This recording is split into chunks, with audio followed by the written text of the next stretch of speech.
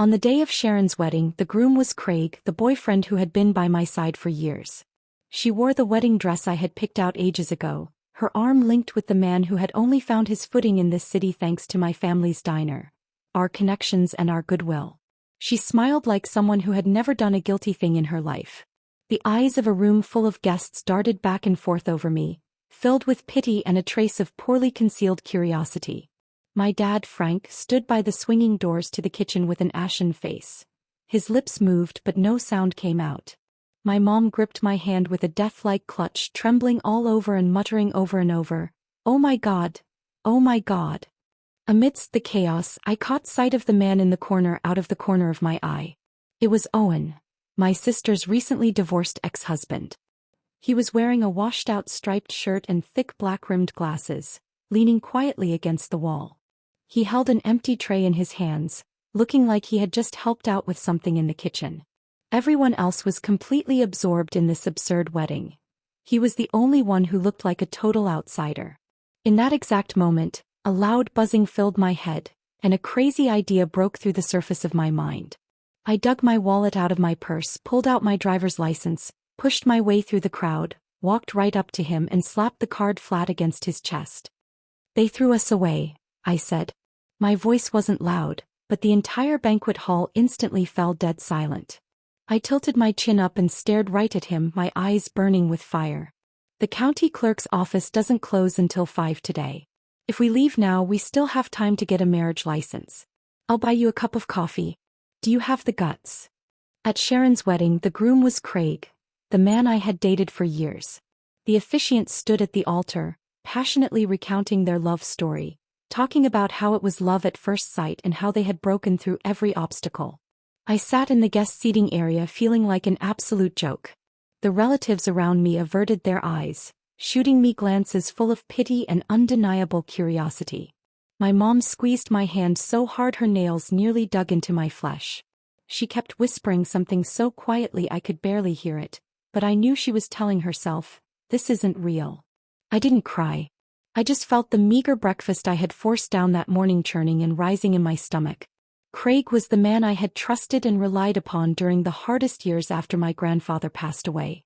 Our family diner had helped him get on his feet, my dad's circle of friends had introduced him to the right people, and my mom had cared for him like he was one of our own. Yet right now he was gazing affectionately at my sister, his eyes brimming with a tenderness he had never once shown me. Sharon had always been prettier and more well-spoken than me since we were little. Wearing the wedding dress I had picked out long ago, she looked as pure and radiant as a bride should. I was the only one who knew just how much calculation hid beneath that facade. Only a few months ago, Craig was holding my hand, telling me that as soon as his next big business deal went through, he would officially propose. In the blink of an eye, he had become my brother-in-law. When it was time for toasts, Sharon went out of her way to come over to my table. She clung intimately to Craig's arm, the smell of her perfume so overpowering it made me dizzy. "Diane," she said softly, her eyes swimming with a smugness I knew all too well. "You really can't force matters of the heart. Craig said I was always the one on his mind. All those years he was with you, it was just because you reminded him of me." After she finished, she covered her mouth and let out a light giggle. A flash of embarrassment crossed Craig's face. Not daring to look me in the eye, he just held his wine glass and mumbled, "Then we're still friends."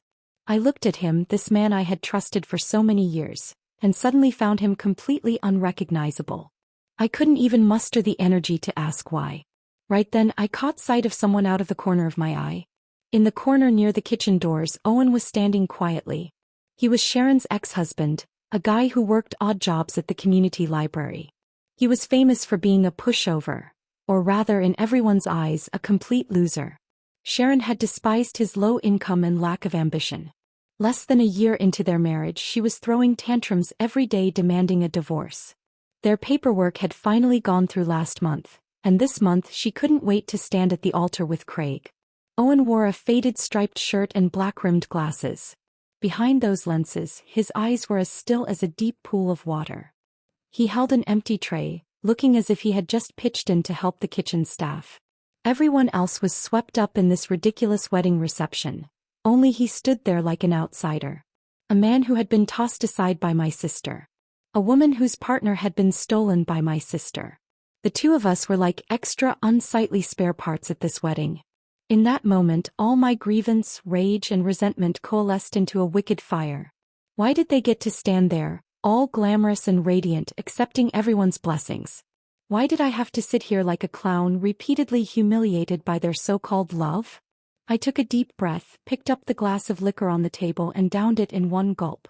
The sharp liquid burned a trail from my throat straight down to my stomach. I stood up abruptly. My high heels clicked sharply against the floorboards, crisp and resolute. I walked up to Owen. He froze for a fraction of a second, instinctively adjusting his glasses. I dug my wallet out of my purse, yanked out my driver's license and slapped it firmly against his chest. "They threw us away," I said. My voice wasn't loud, but it carried clearly across the entire banquet hall. Everyone's eyes locked onto us.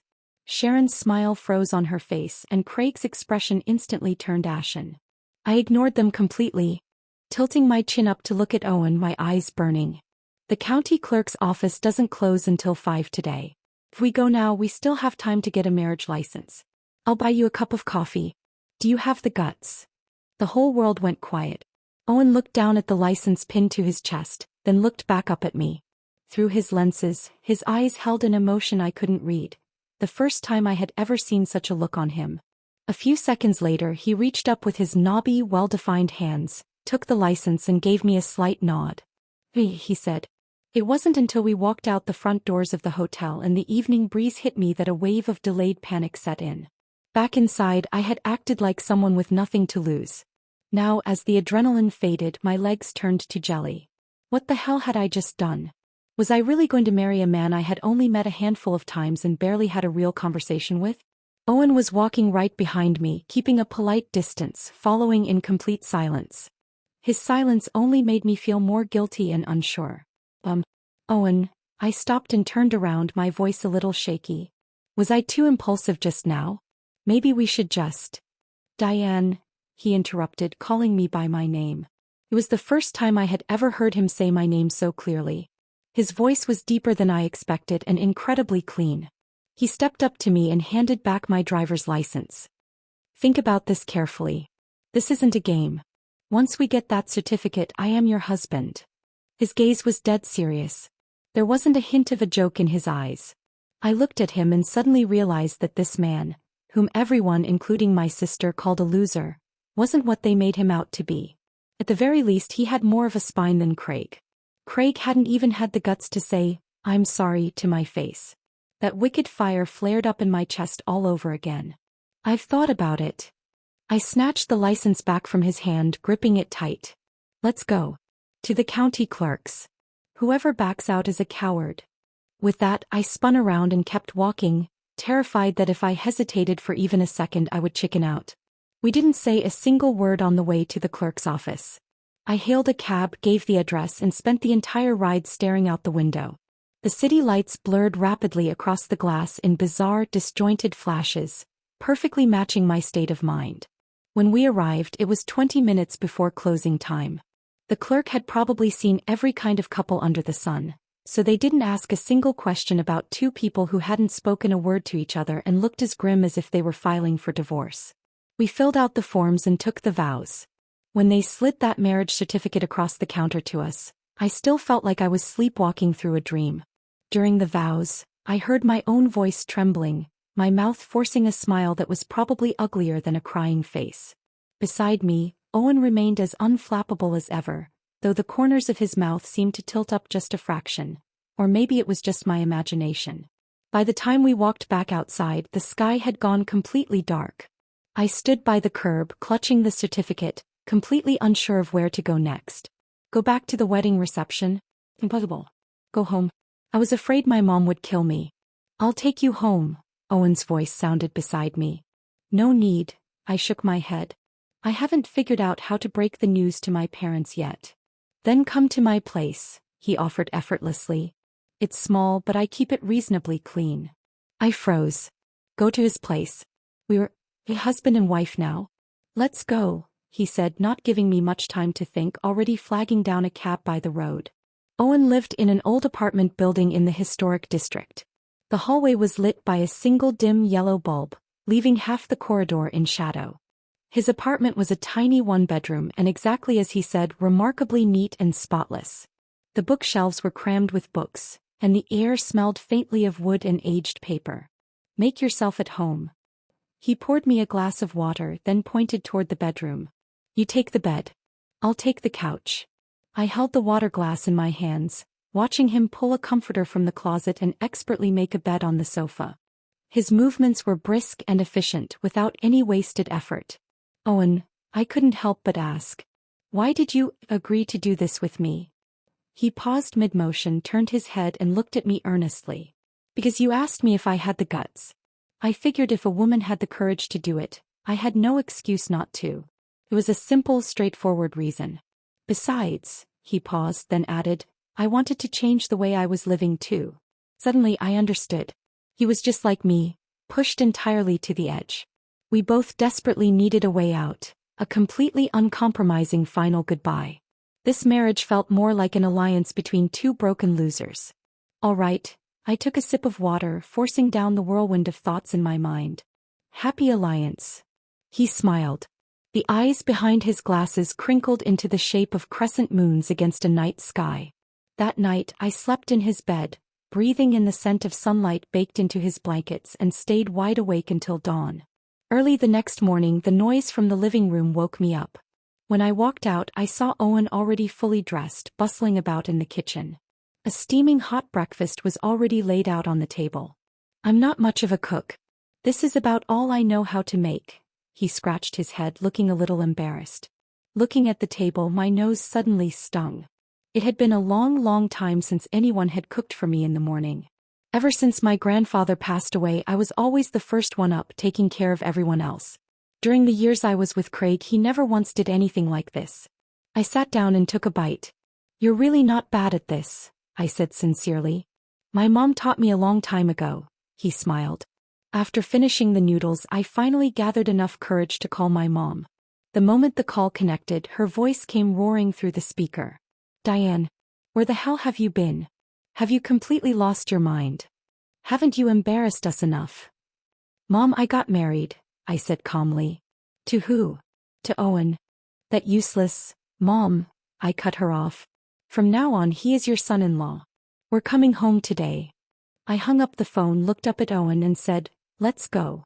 We have to face it eventually, got to get past this hurdle sooner or later." "Oh wait, no, you have to get past this hurdle." He didn't say anything. He just quietly picked up his jacket and followed me out the door. I knew perfectly well that a brutal battle still lay ahead.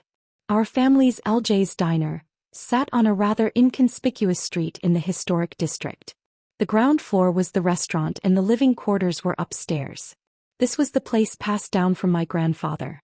By the time it reached my dad's generation, the culinary skills hadn't been lost, but the business itself was showing its age.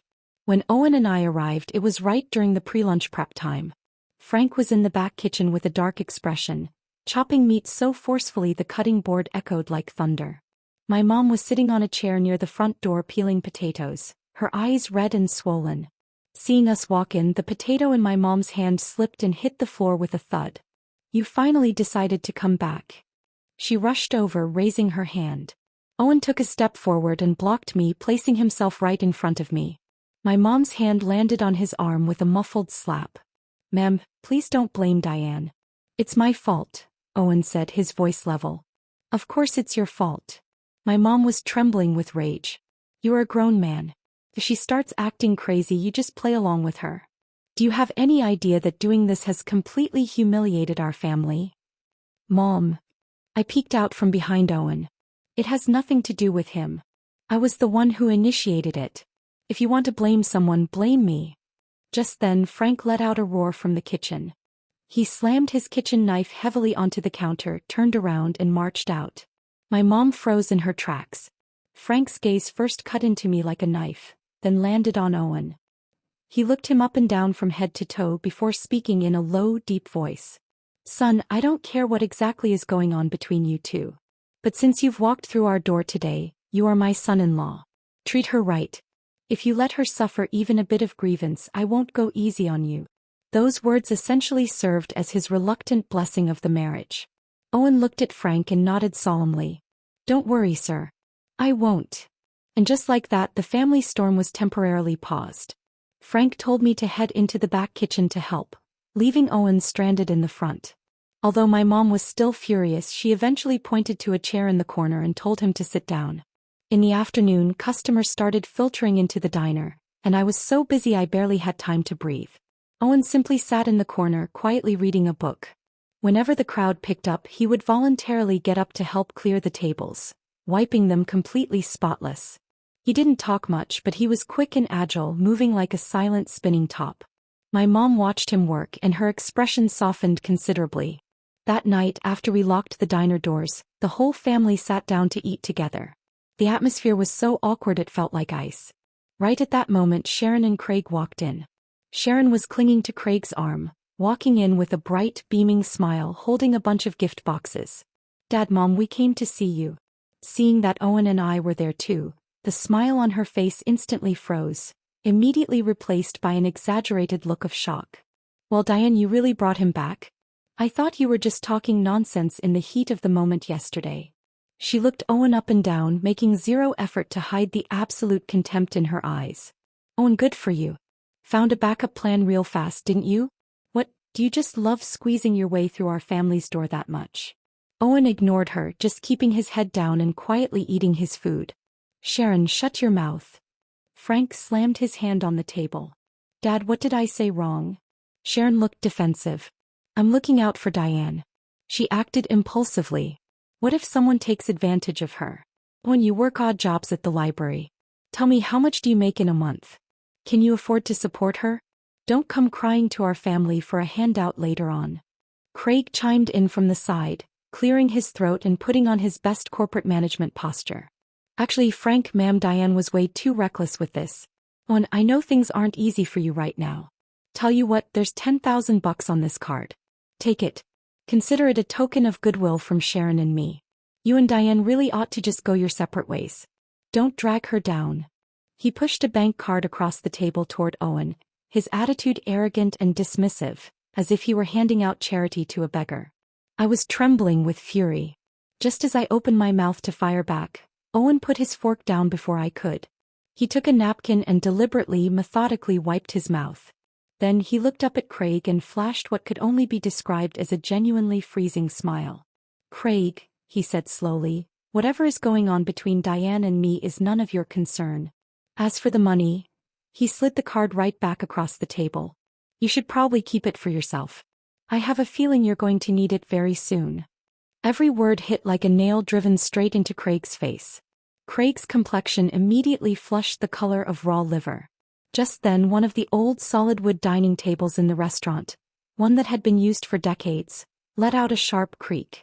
The leg buckled, sending the soup on top of it crashing to the floor. "Oh no, the table." My mom rushed over to try and hold it up. This table was a relic left behind by my grandfather. It had been broken for a while now, but we just hadn't found anyone capable of fixing it.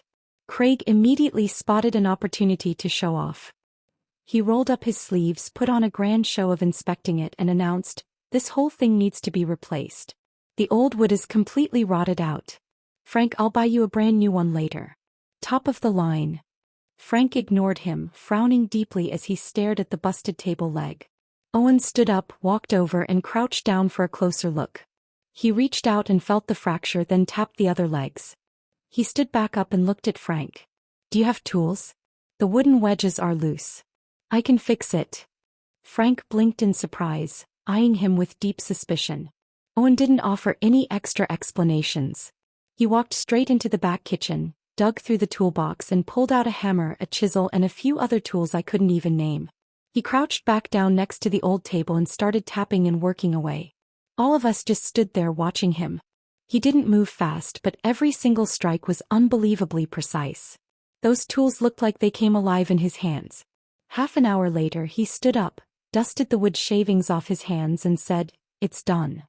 Frank walked over and gave the table a violent shake. It didn't budge an inch. It was sturdier than a brand new one. Everyone was stunned. Sharon scoffed. "So you know a little bit of carpentry. What's the big deal?" Frank didn't say a word. He looked at Owen, and for the first time, there was a glimmer of genuine scrutiny in his eyes, and genuine approval. As I looked at Owen's steady, capable hands putting away the tools, a strange feeling bubbled up inside me for the first time. This man seemed to be hiding an awful lot of things I didn't know about. After Owen showed off that bit of woodworking, Frank's attitude toward him completely shifted. The next morning, Frank voluntarily poured him a cup of coffee and even asked, "Where did you learn that kind of craftsmanship?" "My grandfather was a carpenter. I learned it from him growing up," Owen replied evenly. Frank nodded and didn't pry any further, but he couldn't hide the appreciation in his eyes. In our family, making a living with your hands was everything. The people we respected most were the ones with real, authentic skills. Sharon and Craig had left the diner that night looking thoroughly embarrassed and didn't show their faces for the next few days. Life at the restaurant returned to normal. My married life with Owen officially began. He went to the library during the day and came back at night to help out with odd chores around the diner. We slept in separate rooms. He took the small room that used to be for storage, cleaning it up until it was spotless. We were like two roommates sharing a lease, polite, distant, yet sharing an unspoken, indescribable harmony. He always managed to hand me a glass of water right when I needed it most, or silently step in and take over the heaviest lifting whenever my back was aching with exhaustion. One night after the diner had closed, I was in the back kitchen going over the ledgers alone. Business hadn't been great lately. A trendy chain restaurant had opened across the street, stealing a huge chunk of our clientele. I stared at the account book, sighing heavily. The pressure was immense. LJ's Diner had been handed down from my grandfather. Under Frank's watch, the culinary quality had survived, but our way of doing business was ancient. It was only a matter of time before we became obsolete. Stressing about business? Owen walked in from out of nowhere and handed me a mug of hot milk. Yeah, I took it and let out a sigh. That new place across the street is running all these social media promos, pulling out all the stops. An old joint like ours doesn't stand a chance. I've checked them out. Our food tastes better than theirs, Owen said. It's just that our atmosphere is a bit lacking. I smiled bitterly. I know that. But do you know how much a complete remodel would cost? We don't have that kind of spare cash. Owen was quiet for a moment, then said, "What if I told you I have a way to completely transform the restaurant without spending much money at all? Would you trust me?" I froze and stared at him. Under the kitchen lights, his eyes were incredibly bright, revealing a kind of absolute confidence I had never seen in him before. "What kind of way?" "Give me the restaurant for 3 days," he said. "Just 3 days." I looked at him, warring with myself. Handing over my family's ancestral diner to a man I'd known for less than a month? It was pure madness. But looking into his unwavering eyes, I found myself nodding without even understanding why. "All right. I trust you." Frank and my mom were fiercely opposed at first, but between my stubborn insistence and Frank's own inexplicable lingering trust in Owen, they finally caved. A sign reading "Closed for renovations for 3 days" went up on the front door of the diner. For the next 3 days, Owen turned into a completely different person. He took off his neat dress shirts and changed into work clothes, his entire being radiating an intense, formidable aura of absolute focus. He drew up highly detailed blueprints, marking every single inch with absolute precision. Then he hauled in a truckload of reclaimed wood from God knows where, old structural beams, weathered boat wood, and went straight to work right inside the restaurant, hammering and sawing away. I acted as his assistant, watching in awe as he took those unremarkable scraps of old timber and slowly carved them into elegant tables and chairs, rustic partitions, and a hand-carved wooden signboard. He carved the words "LJ's Diner" into the wood, the strokes deep and powerful.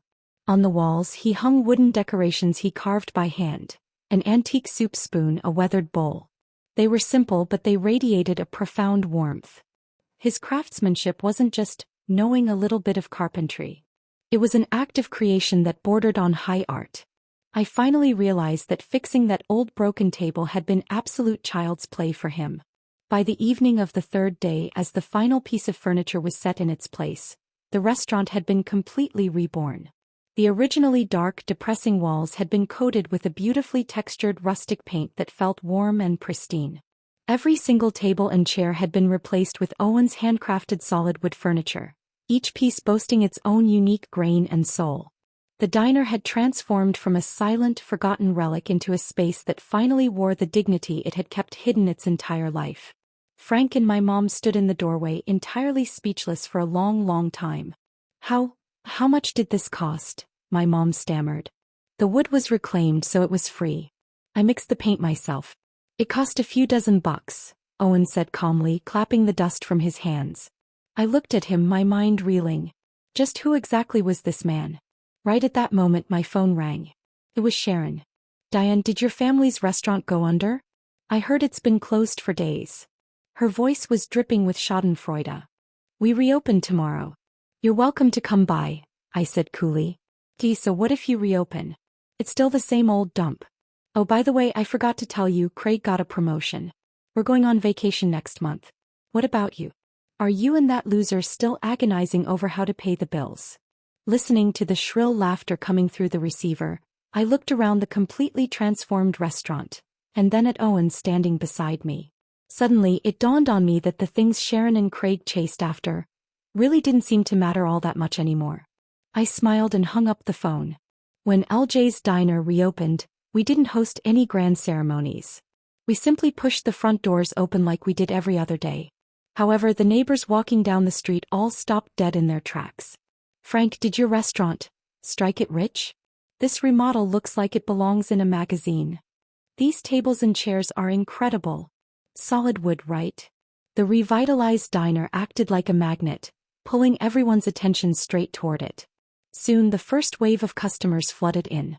As they ate, they couldn't stop snapping pictures with their phones. The ambience in here is amazing. The artisan vibe mixed with that homey feel. Eating here just hits different. Every corner is totally Instagrammable. I was slammed making noodles while Owen helped out in the dining room. He didn't speak much, but he always managed to take perfect care of every single guest.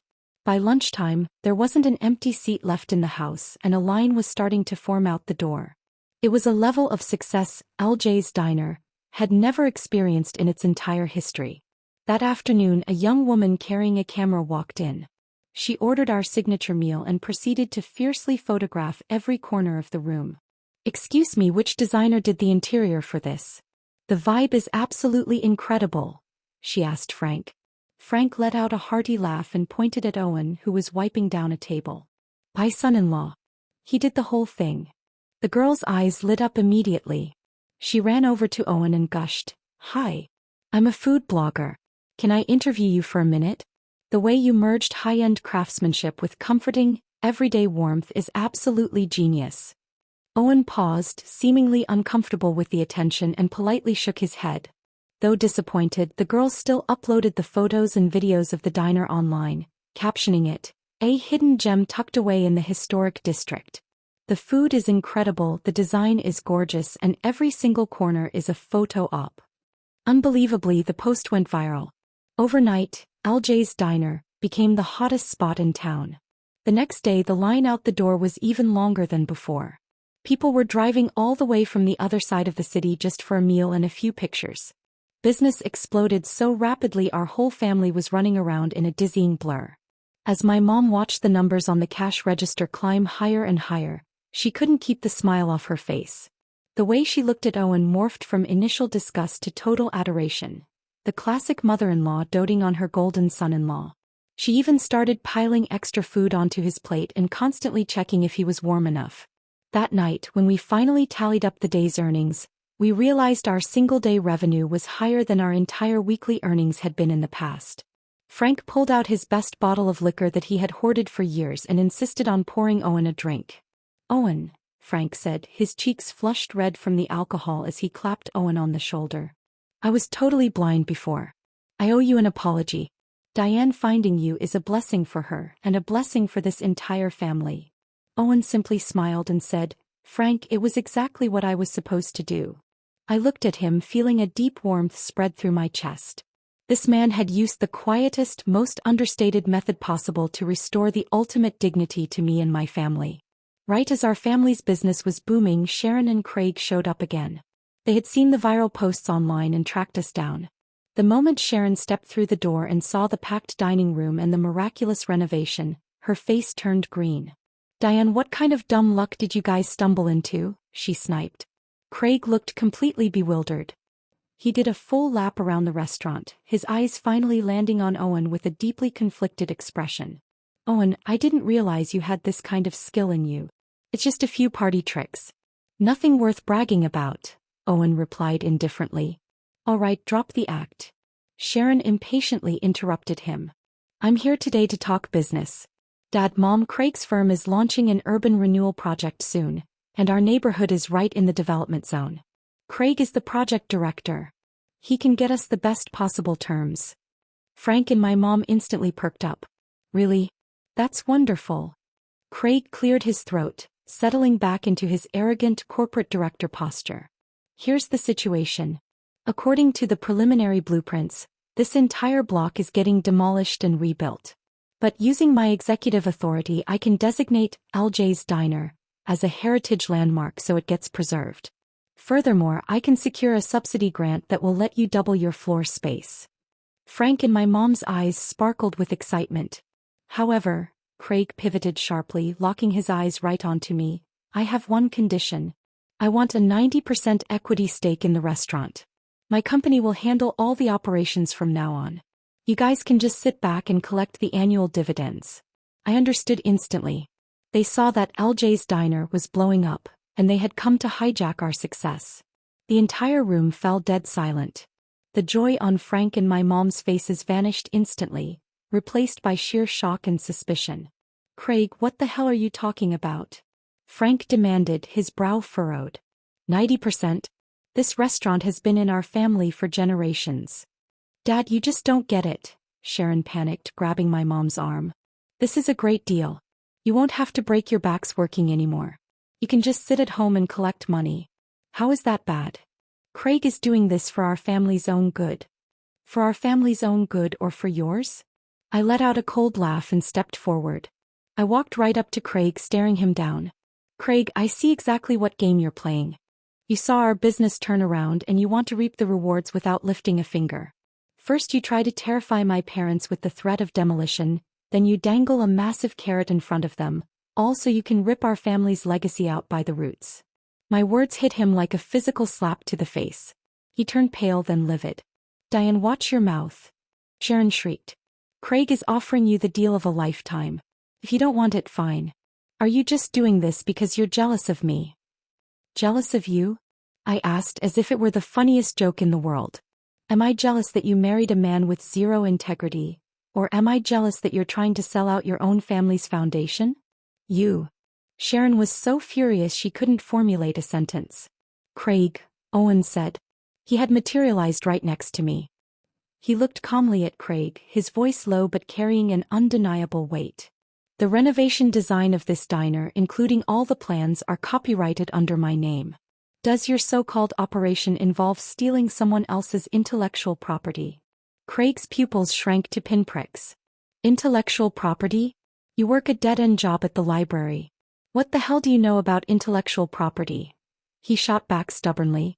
Owen didn't bother arguing. He simply pulled out his phone, loaded a web page and held it up to Craig's face. It was a high-end professional architectural design website. Displayed on the screen was the portfolio page for a designer named Owen Fletcher. The page was filled with breathtaking woodworking pieces and spatial design case studies. Beneath every single project was a highly detailed registered copyright claim. And the most recent project listed was the complete overhaul of LJ's Diner. At the top of the profile, the designer's credentials read, NSIC Certified Interior Designer, founder of Cornerstone Studio. Craig's eyes bulged wider and wider. Cold sweat began to break out on his forehead. Cornerstone Studio. Wasn't that one of the absolute top-tier design firms in the industry? Rumor had it that their baseline design fee for a single renovation was in the six figures. You're Owen Fletcher from Cornerstone Studio? Craig's voice was shaking. I'm just a carpenter at the studio. Owen pulled his phone back and said flatly. Coming from him, the word carpenter carried infinitely more weight than any corporate title ever could. Sharon was utterly dumbfounded. She stared blankly at Owen like she was seeing him for the very first time. She simply couldn't bridge the gap between the calm, powerful man standing in front of her and the loser she used to boss around. She had been married to him, lived under the same roof as him, and had absolutely no idea he possessed this kind of genius. Impossible. This is impossible. Sharon muttered to herself. Nothing is impossible. I looked at her, enunciating every word clearly. Sharon, you have always looked down on people who make a living with their hands. You look down on our little family diner. All you ever care about is money and status. Because of that, you are completely blind to the worth of the people right next to you, and you are totally blind to what actually matters in this world. Now get out. You are not welcome here. My voice wasn't loud, but it possessed absolute authority. Craig and Sharon's faces contorted into masks of pure defeat. They knew their little heist had failed spectacularly. They turned tail and walked out in disgrace.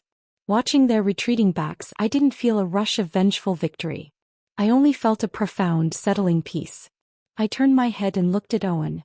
So, the founder of Cornerstone Studio was working a minimum wage gig at the community library to, what, experience the struggles of the working class?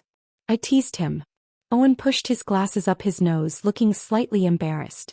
Around that time, my grandfather had just passed away. I was in a really dark place and just wanted somewhere quiet to hide out.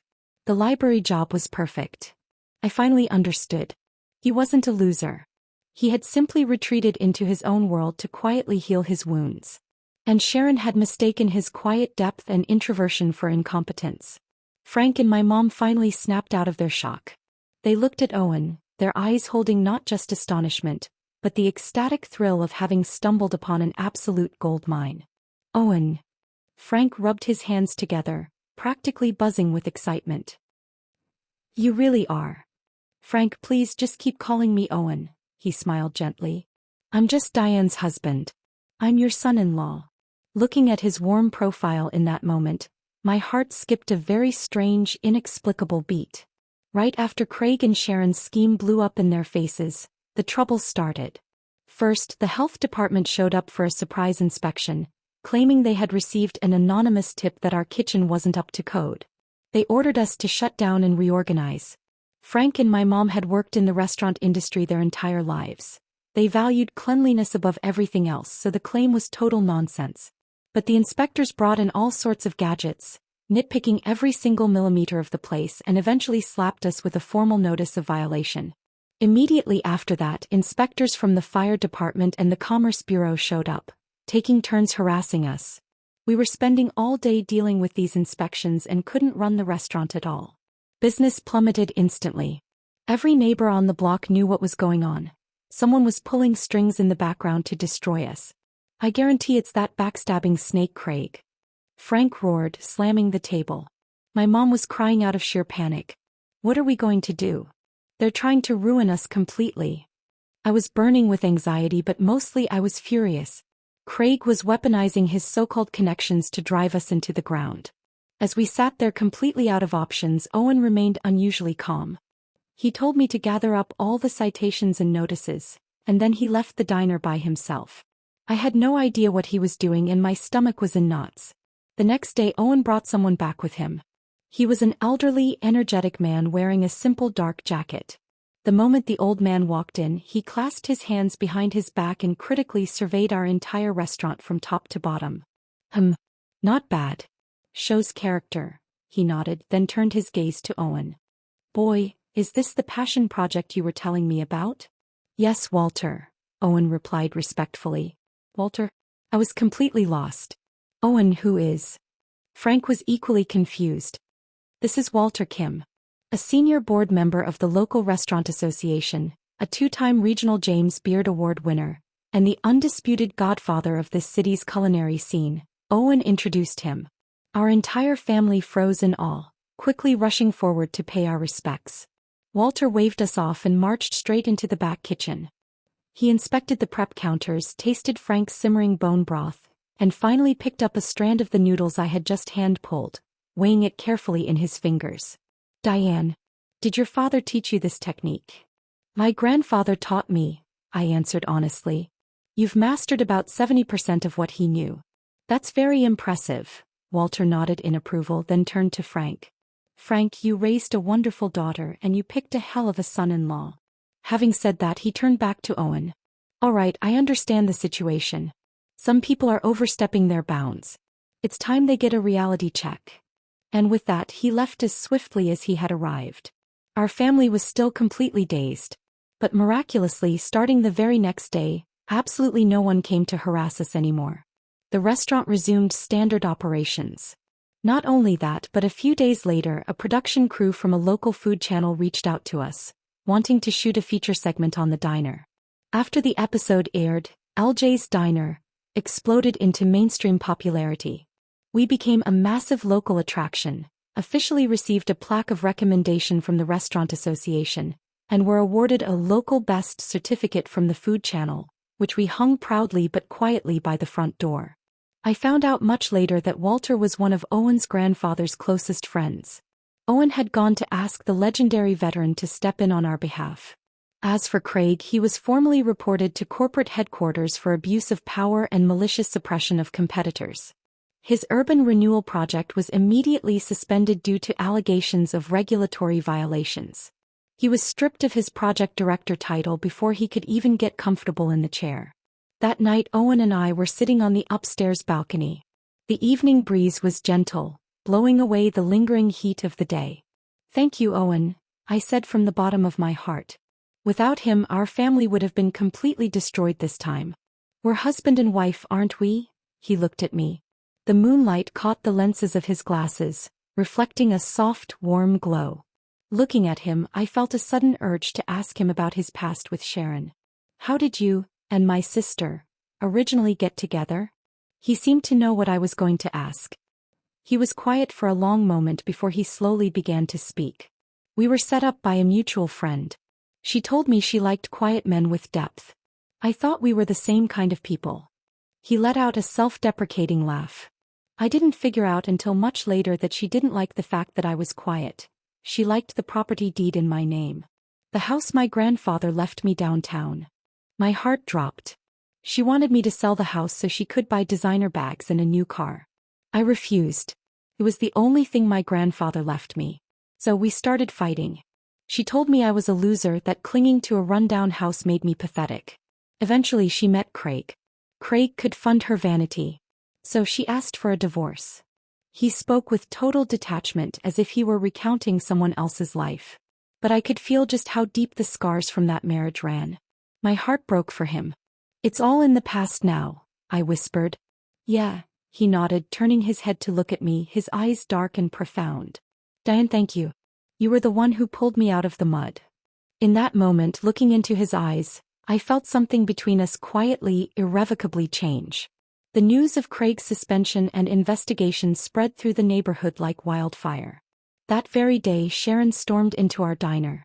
She wore no makeup, her hair was a mess, and her eyes were swollen like she had been crying all night.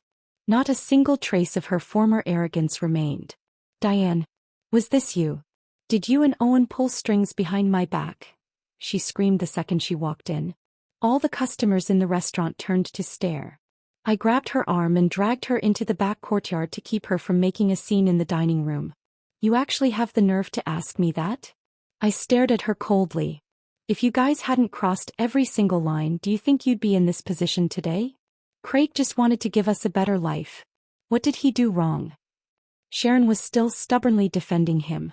"Give us a better life?" I let out a furious laugh. "Sharon, ask yourself honestly, have you ever contributed a single thing to this family from day one? Mom and Dad make the noodles, I run the shop, we earn the money. And you act like a parasite sucking the life out of this family. Now that Craig's empire has collapsed, you run over here to throw a tantrum. You picked the wrong place." My words sliced through the air like blades, shredding her final disguise. She stood there frozen, then suddenly collapsed into a crouch on the ground and burst into violent, ugly sobs. "What did I do wrong? I just wanted a good life. I didn't want to be stuck in this place forever. Why is that a crime?" She wept hysterically, sounding like a lost child. I looked down at her, a chaotic mix of emotions swirling in my chest. I hated her. I hated her selfishness and her betrayal. But watching her sob on the dirt, I also felt profound pity for her. She had been completely trapped by her own vanity and greed, chasing illusions her entire life without ever taking a moment to realize what was actually valuable. I didn't say another word. I just turned around and walked back into the diner. Everyone has to pay the price for their own choices. A few days later, I heard that Craig had been formally fired and was facing criminal prosecution for financial fraud. Sharon broke up with him. She moved back into our parents' house, locking herself in her bedroom all day, refusing to eat, drink, or go outside. My mom couldn't bear it and begged me to go talk to her. I pushed open her bedroom door. The curtains were drawn tight and the room was an absolute disaster. She was lying in bed. When she saw me walk in, her eyes were completely hollow. "Did you come to laugh at me?" Her voice was gravelly. "I'm not that bored." I set a fresh bowl of noodles on her nightstand. "Eat something." She stared at the bowl of noodles and tears began to stream down her face again. "Diane, am I a complete failure?" I was quiet for a moment, then said, "Sharon, you're not a failure. You just walked down the wrong path. You always wanted a shortcut, but you forgot that putting one foot in front of the other is the only way to find solid ground. What's the point of saying this now? Why wouldn't there be a point? Whenever you're ready, you can always start over," I said. "Mom and Dad are getting older. Someone's going to have to help run the restaurant eventually. If you want to, you can start by washing dishes." She stared at me, completely stunned that I would offer her an olive branch. I didn't say anything else. I turned around and walked out of the room. She chose her own path. Whether she could walk herself out of the dark was entirely up to her. With all that chaos firmly behind us, Owen and I slowly settled into a real rhythm. Cornerstone Studios' reputation continued to skyrocket, and Owen became increasingly busy. But he stubbornly insisted on coming home for dinner every single night, spending the evenings sitting with Frank and having a couple of drinks. In his own unique way, he had completely embedded himself into our family. Under Walter's mentorship, my culinary skills improved exponentially. I started developing new recipes built upon our traditional foundation, eventually carving out a style entirely my own. Managed by Owen and me, LJ's Diner became more and more famous, eventually allowing us to open a second location. I was no longer the girl who just kept her head down and did the grunt work. I had become Diane the boss, capable of running an empire. On my birthday, Owen told me he had a surprise for me. That night, he took me to a high-rise apartment downtown. It featured massive floor-to-ceiling windows overlooking the sprawling city skyline at night. The lights were off, the room illuminated only by candles. Sitting on the dining table was a meal he had cooked himself. "What is all this?" I was genuinely shocked. "Our home." He stepped up behind me and wrapped his arms around my waist, resting his chin softly on my shoulder. "I bought it with the design fee from the LJ's Diner remodel. Do you like it?" I looked out at the sea of city lights, then turned my head to look at him. It looked as though his eyes had captured all the stars in the sky. "Owen," I turned around to face him, looking into his eyes with absolute sincerity. "We got married on pure impulse. Now I want to ask you, do you regret it?" He smiled and shook his head. He leaned down and pressed a soft kiss to my forehead. "Diane, meeting you was the greatest stroke of luck I will ever have in my life." When autumn arrived, Sharon finally stepped out of her bedroom. She had lost a lot of weight and had become much quieter. The old arrogance in her eyes was completely gone, replaced by a quiet stillness. She came to find me and said, "I've thought about it. I want to learn how to run the restaurant." I looked at her and nodded. "All right. Start with washing the dishes." She didn't argue. She just picked up an apron and walked into the back kitchen. Her movements were incredibly clumsy and she messed up constantly in the beginning. But Frank, my mom, and I never once stepped in to rescue her. We just watched her work in silence. There are some paths you have to walk yourself. There is some pain you just have to taste. As the days went by, Sharon graduated from washing dishes to prepping ingredients, and then finally to kneading dough and pulling noodles. She developed thick calluses on her hands and her skin tanned from the heat, but her eyes grew brighter and brighter. She finally began to ground herself, learning to truly appreciate the warmth of a simple bowl of noodles. A year later, we opened our first branch location. The branch manager was Sharon. On opening day, she stood at the entrance wearing a pristine chef's uniform, her smile more radiant than it had ever been. I never bothered to find out what happened to Craig. My life with Owen was peaceful and profoundly secure. He moved the Cornerstone Studio headquarters to our neighborhood just so he could walk home for dinner every day. He still loved wearing his washed-out dress shirts and thick black-rimmed glasses, spending his days hammering and carving away in his studio. But now, everyone knew that the incredibly humble Mr. Owen was a legendary master in the design industry. And I had become a local celebrity in my own right, known as the Noodle Queen. Together we polished the legacy of LJ's Diner, until it shined brighter than ever before. Today was our wedding anniversary.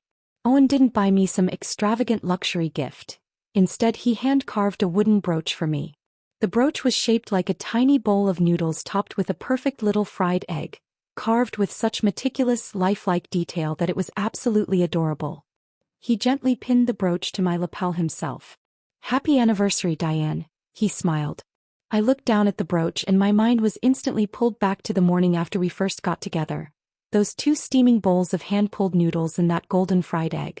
Back then, my heart had been consumed by resentment and despair, absolutely convinced my life was over. I thought I had chosen to give up. I thought I had surrendered. But I understand now that I didn't give up. It was the single bravest, most perfect decision I have ever made in my entire life.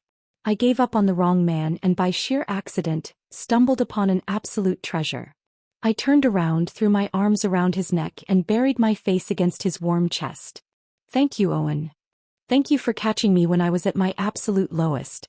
Thank you for showing me what true happiness actually looks like." He tightened his arms around me, pulling me securely against him. "Silly, we're husband and wife. Yes, we are husband and wife. We are each other's rock, each other's safety net, and each other's entire future." Another spring arrived. The original LJ's Diner was now managed by Frank, my mom, and Sharon, who was fully capable of running the show herself. Owen and I saved almost all our time for each other and for our growing family. It was a beautiful, sunlit afternoon. In the courtyard, a little boy who had just learned to walk was stumbling around unsteadily, stopping every few steps to stare wide-eyed in absolute awe at the world around him.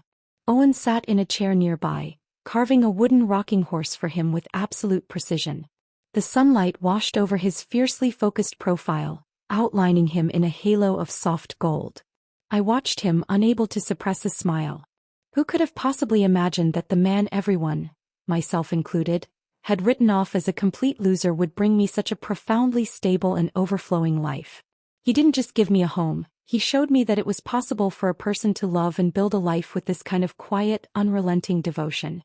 True winning without trying isn't about getting something for nothing, nor is it about marrying into wealth. It's about still loving life after seeing its brutal truths. It's about having the courage to start over after hitting rock bottom and suffering betrayal. It's about finding someone who will stand by your side, taking the most ordinary days and making them vibrant and full of life.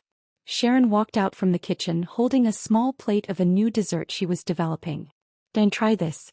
Let me know what you think," she smiled as she handed me the plate, then expertly scooped up the little boy, tickling him until he squealed with laughter. Standing in the sunlight, her smile was completely pure and undeniably bright. I looked at her, then looked at Owen beside me and then at the little boy laughing hysterically. My heart melted into complete softness. All the old scars and resentments seemed to have finally melted away under the warmth of the sun. When life slams a door in your face, it will inevitably open another. The only thing that matters is having the courage to walk through it and embrace a brand new sky. "What are you thinking about?" Owen set down his carving knife, walked over to me and gently took my hand. I looked up at him, smiled and shook my head. "Nothing. Just thinking, everything is really good right now." It was so good. A man who loves me, a family who supports me, work that matters, and a diner full of warmth waiting for me to come home. This, I suppose, is what true happiness actually looks like.